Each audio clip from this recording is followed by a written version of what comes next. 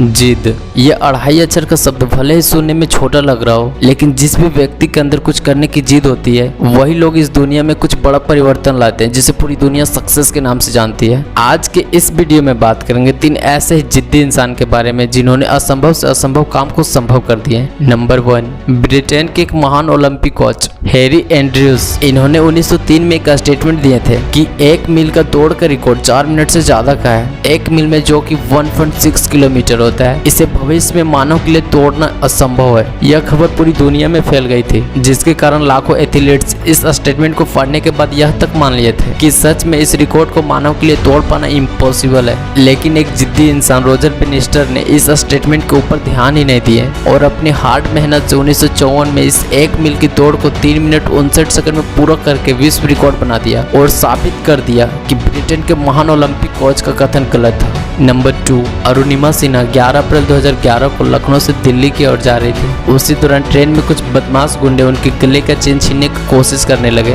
तब उन्होंने उन गुंडों को रोकने का प्रयास करने लगी, जिसके वजह से उन बदमाशों ने उन्हें ट्रेन से बाहर फेंक दिया। रेलवे ट्रैक पर गिरने के कारण उनका एक पैर आधा कट गया। उन्होंने अपने आप को संभालने का प्रयास की, लेकिन वह कर नहीं पाई। साथ में समस्या यह भी था कि इस घटना के बारे में लोगों को कोई खबर नहीं था, जिसके कारण वह लगभग 7 घंटे उसी हालत में रेलवे ट्रैक पर दर्द से चिल्लाती चिखती रही। जब कुछ लोग को इस घटना के बारे में पता चला तो उन्हें बरेली के डिस्ट्रिक्ट हॉस्पिटल में भर्ती कराया गया। वहां के डॉक्टर्स ने उनका हालत देखकर उनको पैर काटने की डिसीजन लिए, लेकिन वहां भी एक और समस्या सामने आई। उस वक्त उस हॉस्पिटल में ना ही ब्लड था, ना ही एनेस्थीसिया। एनेस्थीसिया का मतलब होता है जब किसी प्रकार का सर्जरी करने का होता है, तब सर्जरी करने से पहले डॉक्टर्स मरीज को एक बेहोशी का दवा देते हैं, उसे ही एनेस्थीसिया कहते हैं। जब इस बात को अरुणिमा ने सुनी तो उन्होंने डॉक्टर से बोली, जब मैं रेलवे ट्रैक पर 7 घंटे से ज्यादा इसी हालत में पड़ी रही, इतना दर्द सही, तो आप अभी मेरे अच्छे के लिए पैर काटेंगे। आप काटिए, मैं इस दर्द को सह लूंगी। आप विश्वास नहीं करोगे। इस बात को सुनने के बाद वहां के डॉक्टर्स ने एक यूनिट ब्लड देकर उनका पैर को बिना एनेस्थीसिया को अलग कर दिया। वहां पर उनका कुछ दिन तक इलाज चला।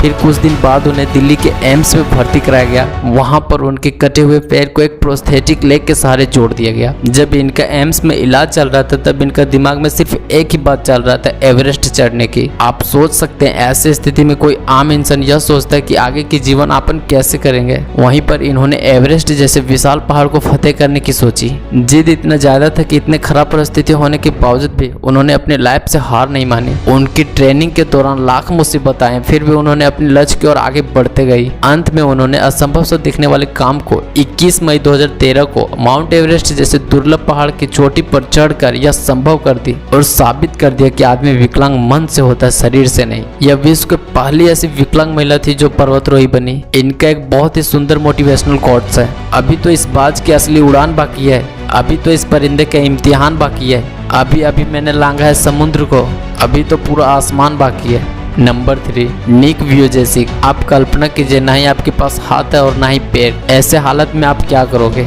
या तो आप ऊपर वाले को गाली दोगे, या तो अपने माता पिता को इस हालत के लिए जिम्मेवार बनाओगे, या हो सकता है आप ऐसे चुनौतीपूर्ण जिंदगी को त्यागने को भी सोच सकते हैं, मेरा मतलब सुसाइड करने का। लेकिन इस बंदे ने अपनी हालत को एक्सेप्ट कर ऊपर वाले का शुक्रगुजार किया कि अगर ऊपर वाले ने मुझे कुछ अलग बनाया, इसका मतलब मुझे कुछ अलग करने के लिए ही बनाया है। इनका जीवन भले ही आम लोगों के जैसा आत्मनिर्भर नहीं था, लेकिन इनके माता पिता ने इनको आत्मनिर्भर बनाने की अनेक कोशिश की है। जैसे छोटी सी उम्र में तैरने के लिए सिखाने लगे, 6 साल की उम्र से उन्हें पंजे की मदद से टाइप करना सिखाने लगे। कुछ एक्सपर्ट की सहायता से प्लास्टिक का एक ऐसा डिवाइस बनाया जिसके सहायता से निक पेंसिल व पेन पकड़ना सीखे। ऐसे हालातों में उनके माता पिता उन्हें काफी मोटिवेट करते थे। निक के माता पिता निक को विकलांग स्कूल भेजने की बजाय उन्होंने निक को एक सार्वजनिक स्कूल भेजा, जहां सामान्य बच्चे पढ़ते थे, ताकि निक उनके जैसा सोच रखे और आम आदमी की जैसा जिंदगी जी सके। जब निक 17 साल के थे तब वह हाई स्कूल में पढ़ते थे, तो अक्सर वहां के चौकीदार से बात करते थे। चौकीदार जब उनकी बातें सुनते थे